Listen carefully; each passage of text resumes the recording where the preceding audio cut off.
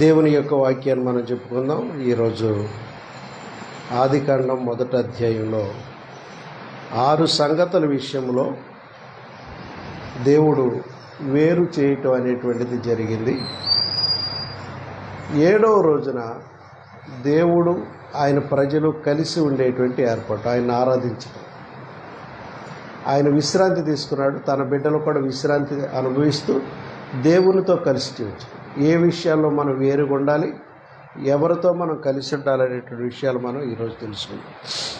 ఆదికాండం 1వ అధ్యాయం 1 నుంచి 4 వచనాలు చదువుకున్నాం. అక్కడ దేవుడు వెలుగును చీకటిని వేరుపరచడం ఉంది. దేవుడు వెలుగును చీకటిని వెలుగు కలుగునుగా కానీ చెప్పింది ఆయన. అప్పటి వరకు చీకటి రాజ్యం వెళ్ళింది. అప్పుడు దేవుడు వెలుగును పంపించి వెలుగును చీకటిని కూడా ఆయన వేరు చేశారు. వెలుగున్న చోట చీకటి ఉండకూడదు, వెలుగున్న చోట చీకటి ఉండదు కూడా. దేవుడు వెలుగును చీకటిని ప్రత్యేకపరిచాడు. దీనికి ఆత్మీయ సంగతులు ఏంటంటే 2వ కొరింథీ పత్రిక 6వ అధ్యాయం 14 వచనం చూస్తే అక్కడ మీరు అవిశ్వాసులతో జోడుగా ఉండకుడి అని ఉంటుంది. చీకటి అనేది అవిశ్వాస జనాంగానికి సూచన, వెలుగు అనేది పరిశుద్ధ జనాంగానికి దైవ బిడ్డలకు సూచన. అయితే మీరు అని మాట్లాడుతున్నాడు దేవుడు తన బిడ్డ. మీరు అవిశ్వాసులతో, విశ్వాసము లేని వారితో, దేవుని నమ్మని వారితో జోడుగా స్నేహముగా ఉండకుడి. మాట్లాడకూడదని కదా, మాట్లాడండి. వ్యాపార సంబంధమైన విషయాలు, ఇంకెన్నో పనులకు వెళ్ళే విషయాలు, లావాదేవీలు చాలా ఉంటాయి. కానీ దేవుని బిడ్డలైన వారు అవిశ్వాసులతో జోడుగా స్నేహంగా ఉండకూడదు అంటున్నాడు. ఎందుకని ఉండకూడదు? నీతికి దుర్నీతితో ఏమి సాంగత్యము, వెలుగునకు చీకటితో ఏమి పొత్తు, క్రీస్తునకు బెలియాలతో ఏమి సంబంధము, అవిశ్వాసితో విశ్వాసికి పాలెక్కడిది, దేవుని ఆలయమునకు విగ్రహములతో ఏమి పొందిక, మనము జీవము గల దేవుని ఆలయమై ఉన్నాము.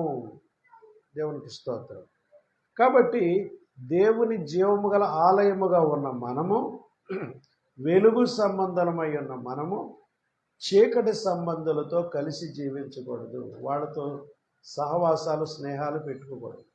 వాళ్ళు ఎప్పుడు కూడా ఆ చీకటి ప్రభావాన్ని మన మీద రుద్దటానికి ప్రయత్నం చేస్తారు. చీకటి అంటే మామూలు చీకటిని తీసుకురా, వాళ్ళలో దురాత్మలు, దయ్యపు శక్తులు, చెడ్డ ఆలోచనలు ఉంటాయి. కాబట్టి దేవుని బిడ్డలైనటువంటి వాళ్ళు తమ యొక్క జీవితంలో ప్రత్యేకముగా ఉండాలి. నీ స్నేహాలు ఏం చేస్తాయంటే నిన్ను ప్రభావితం చేస్తాయి. నువ్వు చేసే స్నేహాన్ని బట్టి ఏమవుతాయమ్మా, ఎవరితో స్నేహం చేస్తున్న వారిని బట్టి వేరే ఫలితాలు వస్తాయి. ఎవరో చెప్పారు, బియ్యంను పసుపుతో కలిపితే అక్షంతలు అవుతాయి, బియ్యాన్ని దేంతో కలిపితే అదే దెయ్యాలకు పెడతారు, ఇంకోటి ఏదో చెప్పారు. మనం వేరుతో కలిసే వాళ్ళని బట్టి ఆ యొక్క ప్రతిఫలం వస్తూ ఉంటుంది. కాబట్టి ప్రియమైన దేవుని బిడ్డలు, మనం ఎవరితో సహవాసం చేస్తున్నాం అన్న దాన్ని బట్టి ఉంటుంది. హల్లెలూయా. కాబట్టి ప్రియమైన దేవుని బిడ్డలారా, మీరు అవిశ్వాసులతో జోడిగా ఉండకడని పౌలు భక్తుడు కొరింథీ సంఘాన్ని చెప్తున్నాడు. ఎందుకంటే నువ్వు నీతిగా మారావు, దుర్నీతితో ఏమి సాంగత్యం. నువ్వు త్రాగుబోతులతో సహవాసం చేసావు అనుకోండి, ఏముందరా దీంట్లో కొంచెం తాగు అంటారు. కాబట్టి సిగరెట్లు తాగేవాడితో స్నేహం చేసామనుకోండి, ఏం తాగు పర్లేదు, మనం అందరం ఫ్రెండ్స్ కదా. కొన్ని చెడ్డ అలవాట్లు మనిషి జీవితంలోకి వస్తాయి. అలాగే కొన్నిసార్లు నిన్ను విగ్రహారాధనకు వీటికి పిలుస్తూ ఉంటారు. కాబట్టి ఇలాంటి వాటి విషయాల్లో దేవుని బిడ్డలు తమను తాము ప్రత్యేకించుకోవాలి. ఎందుకంటే దేవుడు వెలుగును చీకటిని వేరుపరిచాడు. నువ్వు ఎలా ఉండాలనుకున్నావు అంటే నువ్వు ప్రత్యేకముగా ఉండాలని దేవుడు కోరుకుంటున్నాడు.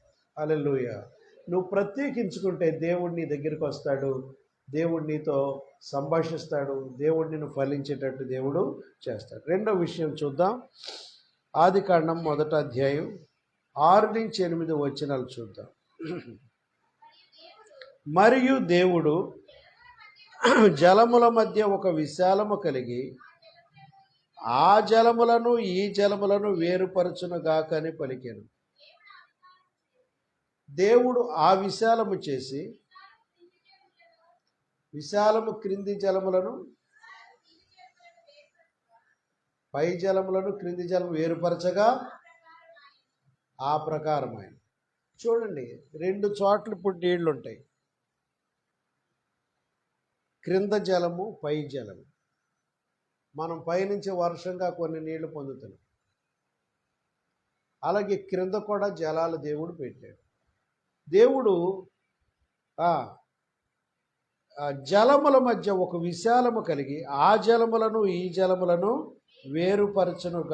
పరచునుగాకని పలికాడు. దేవుడు చెప్పినట్టుగా జలములు కూడా వేరైనవి. దేవుడికి స్తోత్రం. దీని గురించి మనం చూద్దాం. ఆ జలములు ఏంటి, ఈ జలములు ఏంటి, దానిలో ఆత్మీయ మర్మం ఏంటంటే యిర్మీయా గ్రంథం 2:18 చూస్తే, నీవు షీహోరు నీళ్లు త్రాగుటకు ఐగుప్తు మార్గములో నీకేమి పని ఉన్నది? యూఫ్రటీసు నది నీళ్లు త్రాగుటకు అషూరు మార్గములో నీకేమి పని ఉన్నది?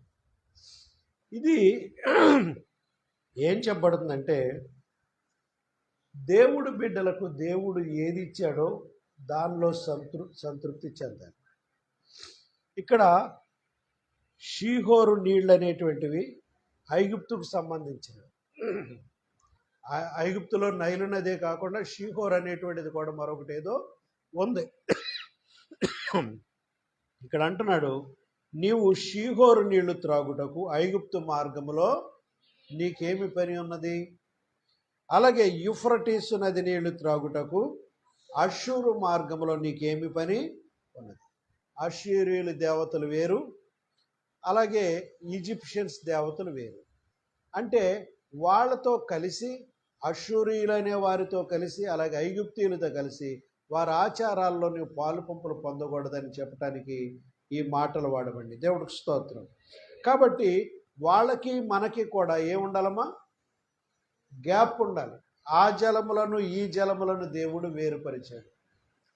మనము కలిగి ఉన్నటువంటిది పరిశుద్ధ జలములు పరిశుద్ధ దేవుడిని కలిగి ఉన్నాం. యిర్మీయా గ్రంథంలో ఒకసారి రండి.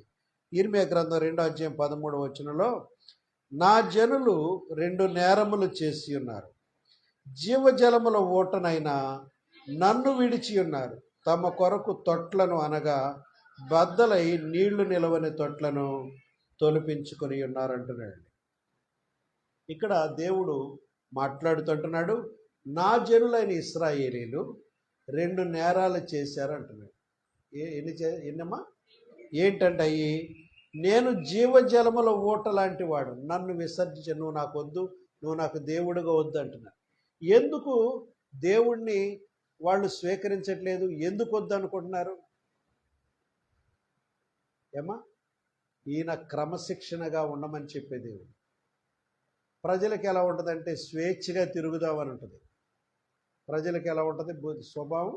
స్వేచ్ఛగా తిరుగుదామని ఉంటుంది. ఇప్పుడు మంచి తండ్రి ఏం చేస్తాడు? బిడ్డల్ని స్కూలుకు పంపిస్తాడు.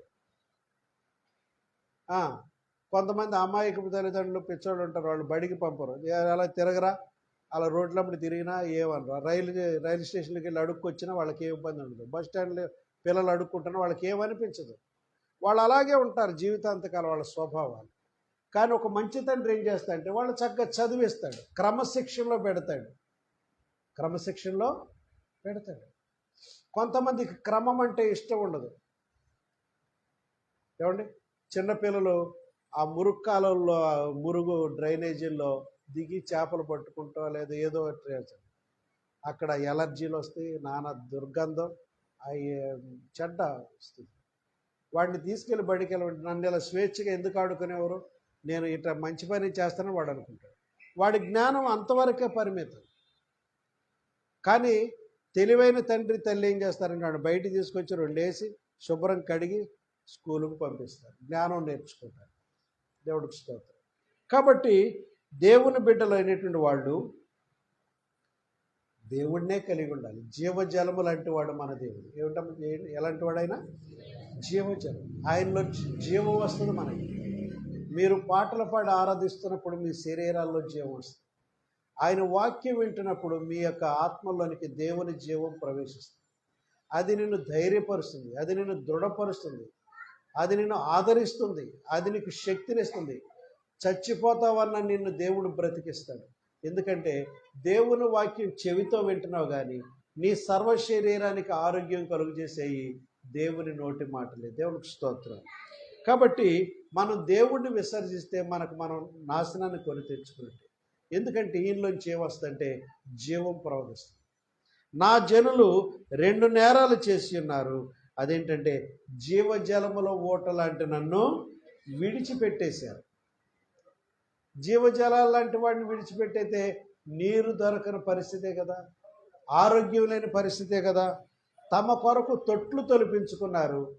అవి ఎలాంటి తొట్లట? బద్దలై నీళ్లు నిలవని తొట్లు. తమ కొరకు తొట్లను తొలిపించుకున్నారు. ఆ తొట్లు కూడా ఎలాంటివి అంటే తొలిపించుకున్న తొట్లు కూడా నీళ్లు పోస్తే నిలిచే తొట్లు కాదు, బద్దలైపోయిన తొట్లు, నీళ్లు నిలవని తొట్లు, కారిపోయే తొట్లు, ఆటలో నీళ్లు పోసిన నిలవు. ప్రియమైన దేవుని బిడ్డలారా, అంటే ప్రయోజనం మాలినవి. కొంతమంది ఎంచుకున్నటువంటి దేవుళ్ళు, లేదా కొంతమంది ఎంచుకున్నటువంటి ఆ యొక్క దైవ స్వరూపాలకు ఎంచుకున్నవి దైవత్వం లేనివి. వాటిలో బ్రద్దలైపోయినాయి, వాటిలో బ్రేకేజ్ ఉంది, వాటిలో జీవము నిలవదు, వాటిలో నీకు ఇవ్వటానికి నీకు పంచడానికి అక్కడేమీ లేదు. వాళ్ళల్లో ఒక మంచి ప్రవర్తన, నీకు గుణశీలతనిచ్చేది, లేదా నిన్ను రక్షించేది, నీకు పాపము నుండి విముక్తి ఇచ్చేది, నిన్ను ఆపదలో అడ్డుకుని ఆదరించేది, ఇలాంటి వాటిలో ఏమీ లేదు. కాకపోతే ఇశ్రాయేలు దేవుడు అన్నాడు, మీరు బ్రద్దలై నీళ్లు నిలవని తొట్లను మీ కొరకు ఎంచుకున్నారు, నేను జీవజలము లాంటి వాడిని, నన్ను ఎంచుకోవటం మీకు మంచిదని చెప్తున్నాడు. దేవుడికి స్తోత్రం. ఈ విషయాల్లో మనం ఎలాంటి దేవుడిని కలిగి ఉన్నాం, లేదా ఎవరిని మనం కలిగి ఉన్నాం? బ్రద్దలై నీళ్లు నిలవని తొట్లు లాంటి వాటిని దేవుడిగా ఎంచుకున్నావా, లేకపోతే జీవజలముల వంటి జీవజలముల ఊట లాంటి దేవుడిని నువ్వు కలిగి ఉన్నావు? ఆ సమరయ బావి దగ్గర ఏమంటాడు సమరయ స్త్రీతో? అమ్మా, నేనిచ్చి నీళ్లు నేనిచ్చి నీళ్లు త్రాగువాడు ఎప్పుడును దప్పికొనడు, అవి వానిలో ఊరిడి నీట బుగ్గగా ఉంటాయి. దేవుని వాక్యం వింటూ ఉంటే ఎలా ఉంటుందట? ఒక ఊట నీలోనే కలిగి ఉన్నట్టు ఉంటావు. దేవుడికి స్తోత్రం. హల్లెలూయా. అంటే ఆ దేవుణ్ణి కలిగి ఉంటే మనము పాపానికి ఎన్నడూ ఇష్టపడం, పాపాన్ని అసహించుకుంటాం. జీవజల ఊటైన దేవుణ్ణి మనలో కలిగి ఉంటే అబద్ధాన్ని అసహించుకుంటాం, మోహపు చూపులు అసహించుకుంటాం, ఇతరులు కీడు చేయటాన్ని అసహించుకుంటాం. దేవుడు మనలో ప్రవహిస్తుంటే ప్రతి చెడు మనకు చెడులాగానే కనపడదు, అలాంటి మనకు వద్దనుకుంటాం. చీకటి క్రియలను బయటకు పంపించేస్తాం. బూతులు మనం మాట్లాడం, అక్రమంగా మనం మాట్లాడం, చెడ్డగా మనం ఉన్నాం. ఎందుకంటే దేవుడు నీలో ప్రవహిస్తూ ఉంటే ఏ చెడ్డ పని, ఒక దొంగ పని చేయ, వ్యభిచారం చేయ, ఏ కీడు పని మనం చేయం. ఆ జీవజలముల ఊట లాంటి దేవుడు నీలో ఉండాలి. బ్రద్దలైన నీళ్లు నిలవని తొట్లంటే నీకు జీవం ఇచ్చే కాదు, నీకు జీవం పెంచే కాదు, సన్మార్గాన్ని చూపించే కాదు, వాటి దగ్గర ఏమీ లేదు అని చెప్తున్నాడు. కాబట్టి మనము షీహోరు నీళ్లు త్రాగటానికి వేరే వాళ్ళ దగ్గరికి మనం వెళ్ళకూడదు. ఇంకా యూఫ్రటీస్ నది నీళ్లు తాగటానికి అషూరు మార్గంలోకి వెళ్ళాలి. అక్కడ నీకేం పని?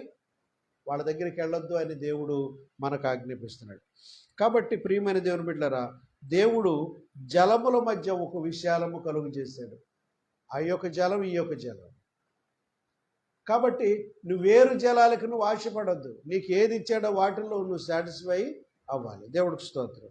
మూడోది చూద్దాం, దేవుడు వేరు చేసిన విధానం. ఆదికాండం 9-13 వచనాల్లో దేవుడు ఆకాశము క్రిందనున్న జలమును ఒక చోటనే కూర్చబడి ఆరిన నేల కనబడును గాకని పలుకుగా ఆ ప్రకారమాయను. అంటే ఇక్కడ నీటిలో నుండి భూమిని దేవుడు వేరు చేశాడు. నీటిలో నుండి భూమిని దేవుడు ఆకాశము క్రిందనున్న జలములన్నీ ఒక చోటనే కూర్చబడి అంటే అప్పటికి నీళ్లు భూమి పైకి వచ్చేసి భూమి అడుగుకి వెళ్ళిపోయింది.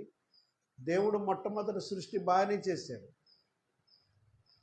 ఏం జరిగిందంటే పరలోకములో ఉన్న ఒక దేవుని దూత లూసిఫరు తనకు తాను హెచ్చించుకుని దైవస్థానాన్ని కోరినప్పుడు ఆ దేవదూత అయిన లూసిఫర్ని అతన్ని వెంబడించిన అనేక మంది కోటాను కోట్ల దేవదూతల్ని వాడిని వెంబడించే వాళ్ళందరినీ పైనుంచి క్రిందకు తోచేసినప్పుడు ఈ సృష్టి అంతా పాడైపోయింది. భూమి నీళ్లలోకి వెళ్ళిపోయింది. సృష్టి నిరాకారంగా ఆకారం లేని స్థితిలోకి వెళ్ళిపోయింది. దేవుడు మళ్ళా రెండవ వచనం నుంచి సృష్టిని బాగు చేశాడు. దేవుడికి స్తోత్రం. కాబట్టి ప్రియమైన దేవుని బిడ్డలారా, ఆకాశము క్రిందనున్న జలములు ఒక చోటనే కూర్చబడి ఆరిన నేల కనబడును కాకని పలుకగా ఆ ప్రకారమైన, అంటే నీటిలో నుండి భూమిని ప్రత్యేకపరిచినట్టు మనం చూస్తున్నాం. నీటిలో భూమి పూర్తిగా కప్పబడి ఉంటే భూమిలోంచి ఏ విత్తనం మొలవదు, భూమిలోంచి ఏ ఫలితం రాబట్టలేము, ఎలాంటి ఆహారం పండదు. కాబట్టి నీళ్లు అవసరమే కానీ భూమి నీళ్లలోంచి పూర్తిగా ప్రత్యేకించబడాలి. దేవుడికి స్తోత్రం. మీకు తెలిసి వ్యవసాయం తెలిసిన వాళ్ళు కొంతమంది ఉంటారు. ఇక్కడ పొలానికి నీళ్లు పెడతారు, కానీ కొన్నిసార్లు ఆరగడతారు. చేను ఆరగట్టినప్పుడు అది పిలకలేసి బాగా దుబ్బులు చేసి బాగా పెద్దదవుతుంది. ఎప్పుడు నీళ్లలో ఉంచేశారనుకోండి అది ఫలించకపోవచ్చు, సరైన పంట దిగుబడి కూడా. కొన్నిసార్లు ఆరగట్టడం కూడా ఉంటుంది. దేవుడు ఇక్కడ ఏం చేస్తున్నాడంటే నీటిలో నుండి భూమిని వేరు చేస్తున్నాడు. ఇక్కడ నీరు, సముద్రము నీరు లోకానికి సాదృశ్యం, భూమి దేవుని బిడ్డలకు సాదృశ్యం. భూమి అనేటువంటి దేవుని బిడ్డలకి సాదృశ్యం. అయితే దేవుని బిడ్డలు ప్రత్యేకించబడితే దేవుని బిడ్డలు ఫలిస్తారు. లోకంతో కలిసి ఉంటే మనం ఫలించలేము. దేవుడికి స్తోత్రం. ఉదాహరణకు లోతు సొదొమలోకి వెళ్ళిపోయాడు. అక్కడ ఫలించటం ఆగిపోయింది. అనేక నష్టాలు చవి చూశాడు. అబ్రహాము దగ్గర ఉన్నప్పుడు వాళ్ళు కలిసి నివసించలేనంత ఆస్తి కలిగి వెళ్ళాడు. తీరా ఆ సొదొమలోకి వెళ్ళిన తర్వాత సొదొమ ప్రజలతో కొంతకాలం కలిసిన తర్వాత అక్కడ ఏమైందో తెలుసండి, అతను కొన్నవన్నీ పోగొట్టుకున్నాడు. కట్టుబట్టలతో కాస్త చేతులతో మోసుకు రాగలిగిన వాటితోనే వాళ్ళ పశువులు లేరు, పశువుల కాపరు లేరు, వాళ్ళ ఆస్తి ఏమీ కూడా మిగలేదు. మీకు తెలుసు, కేవలం భార్యాభర్తలు, ఇద్దరు కూతుళ్ళు మాత్రమే బయటికి రావటం మనం చూస్తున్నాం. కాబట్టి మనం సొదొమలో కలిసి ఉన్నట్టుగా ఉండకూడదు, వేరు కావాల్సిన అవసరత ఉన్నది. నీటి నుండి భూమి వేరుపరచబడినట్లుగా మనము కూడా వేరుపరచబడినప్పుడే ఫలిస్తాం. మనం ఫలించాలంటే కొంతమంది నుండి మనకు వేరుపాటు అవసరం. ఆ వేరుపరచబడినప్పుడే, వేరు చేయబడినప్పుడే మనం ఫలిస్తాం. తర్వాత 4వ విషయానికి వస్తే అక్కడ మనం చూస్తాం, ఆదికాండం 1వ అధ్యాయం 14వ వచనం నుంచి 19వ వచనం వరకు చదువుతాం. దేవుడు పగటిని రాత్రిని వేరుపరచినట్లు ఆకాశ విశాలమందు జ్యోతులు కలుగును గాకనియు అవి సూచనలను, కాలములను, దినములను, సంవత్సరములను సూచించుటక ఇండును గాకనియు.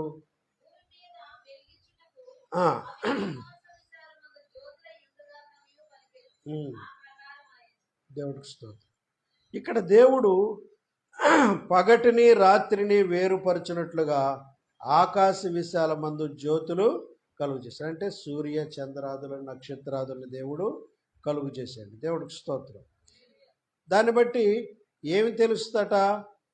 సూచనలను, కాలములను, దిన సంవత్సరములను సూచించడానికి ఉండను కాక అని చెప్పాడు.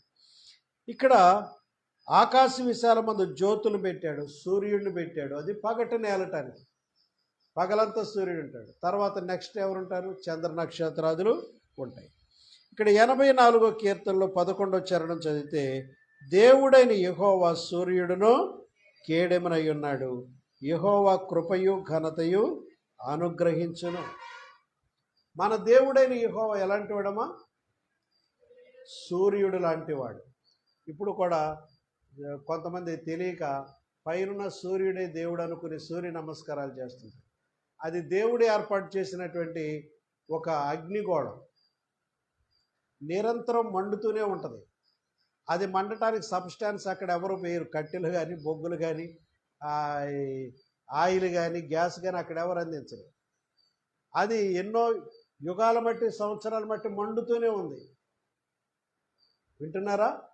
కాబట్టి అది అలా మండటానికి గల కారణం దేవుడు ఏర్పాటు చేశాడు. కాబట్టి నిరంతరం అది మండి భూమి మీద ప్రకాశాన్ని ఇస్తుంది. కాబట్టి ఇక్కడ ఆత్మీయ అర్థం ఏంటంటే, మన దేవుడైన యెహోవా సూర్యుడు లాంటి వాడు. మన దేవుడైన యెహోవా ఏంటమ్మా? సూర్యుడు మంచి ఎండ కాస్తేనే భూమి ఫలిస్తుంది. చూడండి, మొక్కలు ఎప్పుడైనా నీడను పెట్టి చూస్తే అవి ఎప్పటికీ ఎదగవు. నువ్వు పెట్టిన మొక్క పెట్టినట్టుగానే ఉంటుంది, ఎదగదు. అది ఎదగాలంటే ఏమి కాయాలి దాని మీద? ఎండకాయాలి. ఎండకాయటం వల్ల పత్రహరితమైన ఆహారాన్ని అది తయారు చేసుకుని కిరణజన్య సంయోగ క్రియ జరిగి పత్రహరితం తయారు చేసుకుని అది ఎదుగుతుంది.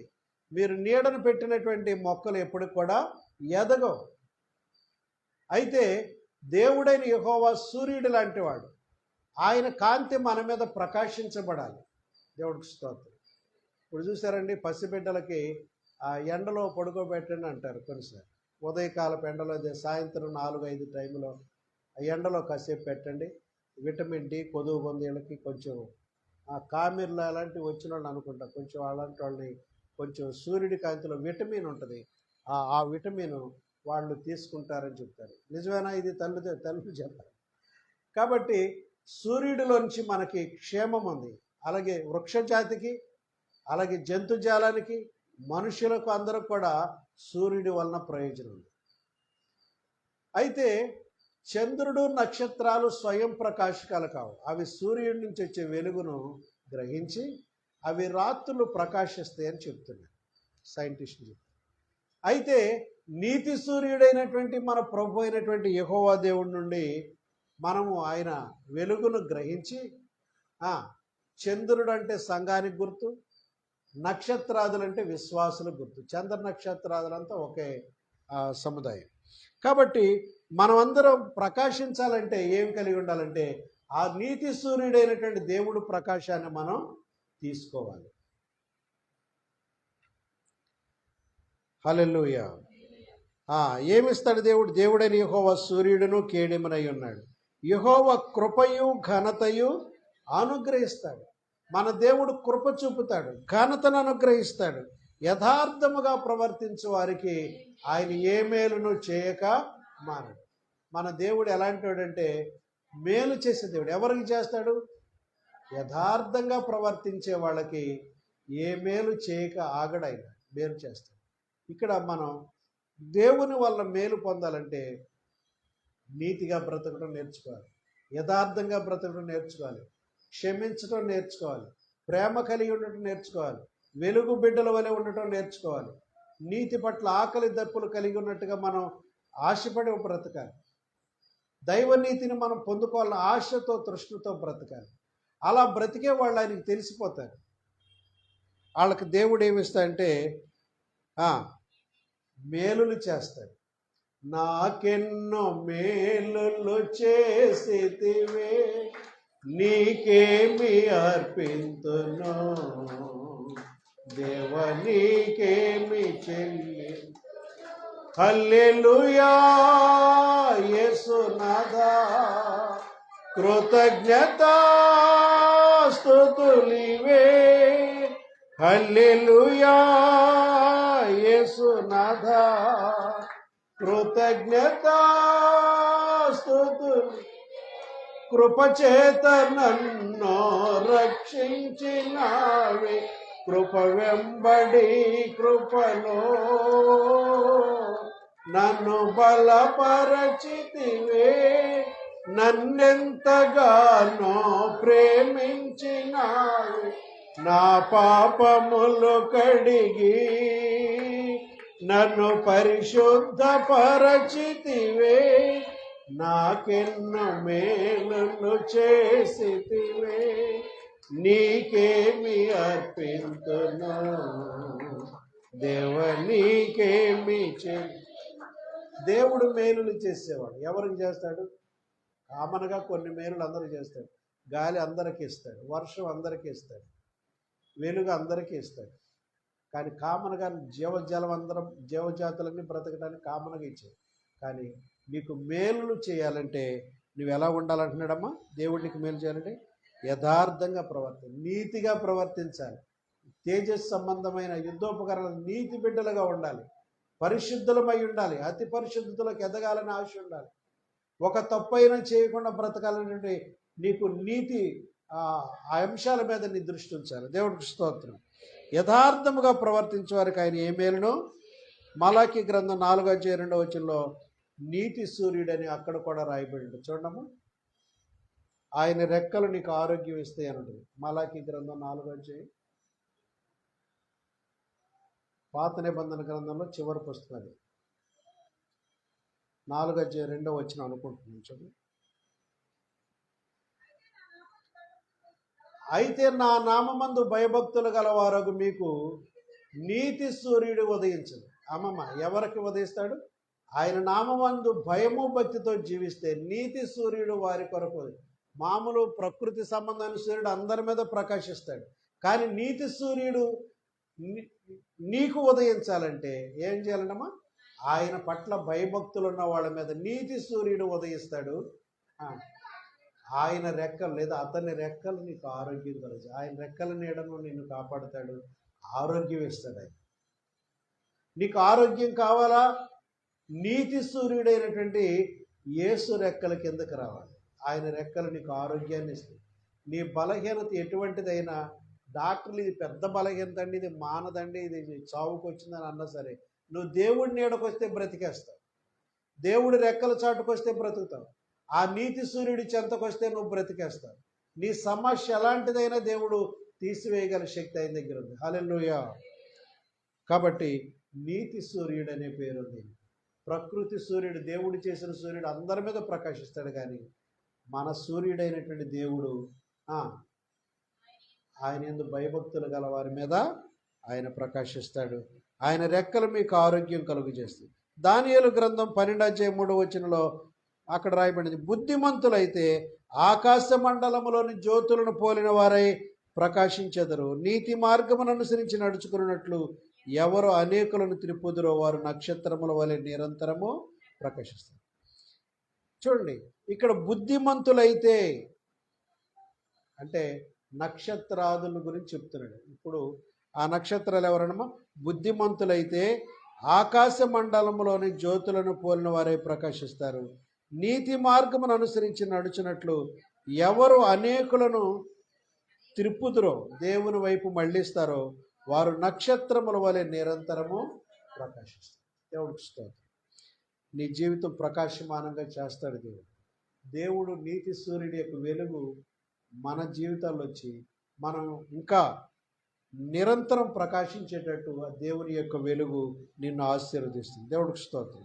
ఇక్కడ పగటిని దేవుడు వేరుపరిచాడు 4వ కార్యంలో. ఇప్పుడు 5వ విషయానికి వద్దామండి, చూద్దాం. ఆదికాండం 1:20-22 దేవుడు 20-22 దేవుడు జీవము కలిగి చెలించు వాటిని జలములు సమృద్ధిగా పుట్టించునుగాకనియు పక్షులు భూమిపైని ఆకాశ విశాలములో ఎగురునుగాకనియు పలికాను. దేవుడు జలముల్లో వాటి వాటి జాతి ప్రకారము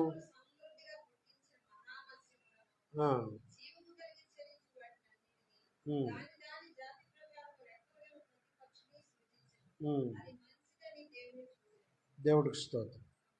ఇక్కడ ఆదికాండం 1:20-22 దేవుడు జీవము కలిగి చెలించు వాటిని జలములు సమృద్ధిగా పుట్టించునుగాకని అన్నాడు. పక్షులు భూమిపైన ఆకాశ విశాలంలో ఎగురునుగాకని పలికాడు. ఇప్పుడు ఈ పుట్టించమని చెప్పింది ఎవరికి చెప్పాడు? జలములలో నుండి కొన్ని జీవరాశులు పుట్టాయి. దేవుడికి స్తోత్రం. ఇది సైన్స్ కూడా ఒప్పుకుంటుంది. నీటిలో నుంచే సృష్టి కొంత జరిగిందని సైన్స్ కూడా ఒప్పుకుంటుంది. దేవుడికి స్తోత్రం. దేవుడు జీవము కలిగి చెలించు వాటిని జలములు సమృద్ధిగా పుట్టి, చేపలు, తిమింగలాలు, కప్పలు, పాములు ఇలాంటి వాటిని నీళ్ళల్లోంచి పుట్టినాయి. దేవుడికి స్తోత్రం. 24 వచ్చిన ఒకసారి చదవండి. దేవుడు వాటి వాటి జాతి ప్రకారము జీవము గల వాటిని, అనగా వాటి వాటి జాతి ప్రకారము, చూడండి, ఇప్పుడు పశువులను, పురుగులను, అడవి జంతువులను భూమి పుట్టించును గాకని పలికి. జలములు పుట్టించినవి కొన్ని ఉన్నాయి, భూమిలో నుంచి పుట్టించినవి కొన్ని ఉన్నాయి. దేవుడికి స్తోత్రం. ఇక్కడ చూసారండి, ముందు మనం 20 నుంచి 22 వచనంలో జలముల ద్వారా పుట్టినవేమో జలరాశులు చాలా ఉన్నాయి, అలాగే భూమిలో నుంచి పుట్టినటువంటి కొన్ని జీవరాశులు ఉన్నాయి, వృక్ష జాతులు ఉన్నాయి, అలాగే పశువులు, పురుగులు, అడవి జంతువులు భూమి పుట్టించునుగా కానీ పలికాడు. ఆ ప్రకారం దేవుడికి స్తోత్రం. కొన్ని జలములు పుట్టించినవి, కొన్ని ఏమో భూమి ద్వారా పుట్టినవి. దేవుడు జీవము కలిగి చెలించి వాటిని జలములు సమృద్ధిగా పుట్టించునుగా కానీ పలికాడు. పక్షులు భూమిపైన ఆకాశ విశాలను ఎగురుగా కానీ కూడా పలికాడు. ఈ విధంగా 2 రకాలైనటువంటి పుట్టుక, జీవరాశుల పుట్టుక. భూమి ద్వారా కొంత సృష్టి జరిగింది, అలాగే నీటి ద్వారా కూడా కొంత సృష్టి, అంతా ఒక దాంట్లోంచి వచ్చింది కాదని మనకు అర్థం. 6వది చూసినట్లయితే ఆదికాండం 2వ అధ్యాయం 18వ వచనం. ఆదికాండం 2వ అధ్యాయం 18వ వచనం. మరియు దేవుడైన యెహోవా, నరుడు ఒంటరిగా ఉండుట మంచిది కాదు, వాటికి సాటి అయిన సహాయమును వాని కొరకు చేయుదును అనుకొనెను. చాలండి. ఇక్కడ దేవుడు నేలమంటి నుండి నరుని సృజించాడు. తన పోలికలో, తన స్వరూపములో నరుని తన చేతులతో నేలమంటితో చేశాడు. దేవుడికి స్తోత్రం. చేశాడు. జీవరాశులన్నీ ముందే సృష్టించబడ్డాయి. జలముల్లోంచి పుట్టినటువంటి జీవరాశులు ఉన్నాయి, అలాగే పక్షులు ఉన్నాయి, అలాగే భూమి మీద పశుపక్షాదులు ఉన్నాయి, వృక్షజాతులు ముందే పుట్టించాడు దేవుడు. చివరిసారిగా దేవుడు చేసింది ఎవరినంటే మానవుడిని చేశాడు. ఎవరిని చేశాడమ్మా? మానవ సృష్టి లేటుగా వచ్చింది. ఎందుకంటే అతడు ఉండటానికి వనరులు లేకుండా కేవలం మానవుడిని చేస్తే ప్రయోజనం లేదు. అతడు త్రాగటానికి నీళ్లు ఉండాలి, తింటాకి చేపలు ఉండాలి, తింటాకి ఫలాలు ఉండాలి, ఆహారం సమృద్ధిగా ఉండాలి. అన్నీ ముందు చేసి లాస్ట్లో మానవ సృష్టిని దేవుడు చేశాడు. దేవునికి స్తోత్రం. హల్లెలూయా. దేవుడు ఎలా చేస్తాడంటే బిడ్డల్ని ఇవ్వటంలో నువ్వన్నీ సమకూర్చుకుని అన్నీ సమృద్ధిగా ఉన్న తర్వాత బిడ్డలు ఇస్తాడు. కొన్నిసార్లు బిడ్డల గురించి చాలా ఆశపడతారు. వాళ్ళకి తినడానికి సమృద్ధిగా లేకపోయిన ముందు బిడ్డలు కావాలని కోరతారు. కామన్గా మానవ జాతి అంతలో ఉన్నదే. కానీ దేవుడు కొన్నిసార్లు ఆలస్యం చేస్తాడు. ఎందుకు ఆలస్యం చేస్తాడంటే నీ బిడ్డలకి కావాలంటే మందులు వాడటానికి సామర్థ్యం ఉండాలి. హాస్పిటల్కి తీసుకెళ్ళేటప్పుడు 4 దిక్కులు ఎవరు సహాయం చేస్తారు, ఎవరి దగ్గరికి వెళ్దామని కాకుండా నీకు కొంత అసిస్టెన్స్ ఉండాలి. ఫినాన్షియల్ సంబంధమైన అసిస్టెన్స్ అంటే ఆర్థిక భరోసా నీకు కలిగి ఉండాలి. వాళ్ళకి సమృద్ధిగా పెట్టుకోగలగాలి. భార్య దగ్గర పాలదారు లేదా పాల డబ్బా తెచ్చుకునే స్తోమత ఉండాలి. వాడు తినేటప్పుడు రకరకాల గ్రెయిన్స్ తినిపిస్తావు. అవన్నీ కొనుక్కు తెచ్చుకునేటువంటి సిరాగా అంటారు కదరా, ఏంటి సిరాక అంట, సిరిలాక్, అవన్నీ తినిపించమంటారు డాక్టర్లు. నీ దగ్గర డబ్బు లేకపోతే ఏం తినిపిస్తాను వాళ్ళకి? అన్నీ ఉండాలి. అప్పుడు సంతానం కావాలి. దేవుడికి స్తోత్రం. నువ్వు అన్నీ కొనగలిగిన స్తోమత ఉండాలి. మీకు ఒక మంచి విషయం చెప్తాను. దావీదు సుమారు 13 సంవత్సరాల అడవుల్లో పరుగులెత్తాడు. ఉరుకులు పరుగులు జీవితం. సౌలు తరుముతుంటే ఈయన పరిగెత్తాను. సౌలు అంటే సౌలు ఒక్కటి రాలేదు, సైన్యం అంతా దావీదుని తరమటానికి ఉపయోగించారు. అప్పుడు ఒకళ్ళిద్దరు భార్యలు అనుకున్నారు. ఒక భార్య ఉంది, అహినోమయం ఎవరు ఉంది. తర్వాత నాబాలు చనిపోతే అతని భార్యను కూడా ఇతని భార్య చేసిన 2 భార్య. ఈ ఉరుకులు పరుగుల జీవితంలో ఒక్క బిడ్డ కూడా పుట్టలేదు. కారణం ఏంటో తెలుసా? పిల్లలు క్యారమని ఏడిచారనుకోండి, సౌలు రాజు సైన్యాన్ని తెలుసుకుని వాళ్ళు వచ్చి చంపేస్తారు. ఒకటి, అడవుల్లో వీళ్ళకే అన్నం దొరకటం కష్టం. బిడ్డలకి ఏం పెడతారు? ఆ చలికి కొండల్లో గుహల్లో చెట్ల కింద బ్రతికారు. పుట్టిన బిడ్డలకు అక్కడ సౌఖ్యం ఉండదు కాబట్టి అప్పుడు దేవుడు ఒక బిడ్డను కూడా ఇవ్వలేదు. తిరిగి యెరూషలేములో రాజు అయిన తర్వాత టకా టకా టకా బిడ్డలు పుడతాం మొదలైంది. దేవుడికి స్తోత్రం. మొత్తం 14 మంది బిడ్డలు పుట్టారు. కాబట్టి దేవుడు బిడ్డలను ఎప్పుడు ఇవ్వాలో ఆయనకి తెలుసు, ఆయన జ్ఞానం ఉంది. ఒక విషయం చెప్తాను, నోవహకు కూడా 500 సంవత్సరాలు వచ్చినాక బిడ్డలు ఇవ్వలేదు, అప్పుడు బిడ్డలు ఇచ్చాడు. 500 సంవత్సరాలు వచ్చింది. బైబిల్ చదివితే మీకు అర్థం. అప్పుడే ఎందుకు ఇచ్చాడండి బిడ్డల్ని? వాళ్ళు వాడ కట్టడానికి కావలసిన యవ్వన వయస్సు కలిగిన వారయ్యండి ఆయన టైంలో వాడ సిద్ధం చేయటం కొరకు ఆ తండ్రికి సహాయకులుగా దొంగలు మోసుకొస్తానికి, కోయటానికి, కొట్టడానికి, మోయటానికి ఆ బలము కలిగిన బిడ్డలుగా దేవుడు 3 కొడుకుల్ని ఇచ్చాడు. తర్వాత షేము, హాము, యాపేతు అనేటువంటి 3 కుమారులు దేవుడు నోవహుకు ఇచ్చాడు. ఎప్పుడు ఇచ్చాడు? 500 సంవత్సరాల వయసు వచ్చిన తర్వాత. తన ప్రణాళికలో ఆ టైంలో బిడ్డలు ఇస్తే మంచిదని దేవుడు ఇచ్చాడు. ఈయన యవన వయసులో ఆ బిడ్డల్ని ఇచ్చేసాడు అనుకోండి, ఈయనతో పాటు వాళ్ళు ఆటోమేటిక్గా ముసలు అయిపోయి, ఇప్పుడు నాకు 70 ఏళ్ళు వచ్చింది, మా వాడికి 40 సుమారు, వీడు నాతో పాటు తెల్లంటికి వచ్చేసి నేను గంటలు చూశాను. మా పెద్దోడికి మరీ వచ్చేసింది. కారణం ఏంటంటే ఆటోమేటిక్గా తండ్రితో పాటు ఒక 20 ఏళ్ళు అటు ఇటులో వీళ్ళు ఉంటారు, వీళ్ళు కూడా ముసలు అయిపోతారు. ఎరా ఈ పని చేయండి, ఆ పని, మేము ఎక్కడ చేద్దాం, మాకు ఓపిక ఉంది ఏంటంటారు. కాబట్టి దేవుడు తన ప్రణాళికలో జలప్రలయం రప్పించాల్సిన ప్రణాళిక ఉంది కాబట్టి ఆ దుర్మార్గులందరినీ తీసేయటానికి ఏ టైంలో వాడ కట్టాలో ఆ టైం కొరకు దేవుడు ఏం చేశాడంటే వీళ్ళు అప్పుడు యవ్వన ప్రాయంలో ఉండి వాడ కట్టడానికి తగిన టైంలో దేవుడు ఇచ్చాడు. బిడ్డలు లేని వాళ్ళు ఎవరన్నా ఈ వాక్యం ఏంటంటే దేవుడు తగిన సమయంలో ఇస్తాడు. దేవుడు తగిన సమయం అందు మిమ్మల్ని హెచ్చించినట్లు ఆయన బలిష్టమైన చేతి కింద దీన మనసుకులై ఉండండి. మీరు యథార్థపరులై ఉండండి. నీతి కొరకు ఆకలి దప్పులుగా ఉండండి. తప్పుడు పనులు చేయొద్దు, నీతిగా బ్రతకండి. దేవుడు మీకు తప్పనిసరిగా మీ గర్భాన్ని తెరుస్తాడు. దావీదు కూడా 13 సంవత్సరాలు అరణ్యములో ఉంటుండగా బిడ్డలు కలగల. ఆయన యెరూషలేము ఆ ప్రాంతానికి రాజు అయినప్పుడు అప్పుడు బిడ్డలు పుట్టడం ప్రారంభించారు. దేవుడు ఎవరిని కూడా అలా ఉంచేయాలనుకోడు. దేవుడు మిమ్మల్ని జ్ఞాపకం చేసుకుంటాడు. కాబట్టి మీరు జ్ఞాపకం చేసుకునే వాక్యంలో ఇక్కడ జీవము కలుగు చెల్లించు వాటిని జలముల ద్వారా పుట్టించాడు. ఇప్పుడు మనం ఏం చెప్పుకున్నామా? 2:18 మరియు దేవుడని యెహోవా నరుడు ఒంటరిగా ఉండటం మంచిది కాదు, వానికి సాటి అయిన సహాయమును వాని కొరకు చేయదను. దేవుడు నిన్ను ఒంటరిగా ఎప్పుడు ఉంచడు. ప్రతి నరుడికి సాటి అయిన సహాయం అవసరమే. దేవుడు నరుడు ఒంటరిగా ఉండటం, ఆ బాధ, అతనిలో ఉన్న యాగొని దేవుడు చూసి జీవరాశులన్నీ ఆడమగని పురుషుడు ఒక్కడే ఉన్నాడు, ఇతని కొరకు ఒక సాటి అయిన సహాయం చేయాలనుకున్నాడు. ఎలా చేశాడు అప్పట్లో దేవుడు? 21 వచ్చింది. 21 అప్పుడు దేవుడైన యెహోవా ఆదామునకు గాఢ నిద్ర కలుగజేసి అతడు నిద్రించినప్పుడు అతని ప్రక్కటెముకల్లో ఒకదానిని తీసి ఆ చోటును మాంసంతో పూడ్చివేసి ఆదాము నుండి తీసిన ప్రక్కటెముకను స్త్రీనిగా నిర్మించి ఆమెను ఆదాము దగ్గరికి తీసుకొచ్చాడు. ఎక్కడి నుంచి వేరు చేశాడు అవ్వని? అవ్వని వేరు చేయకముందు హవ్వ ఎక్కడుంది? ఆదాములోనే ఉంది.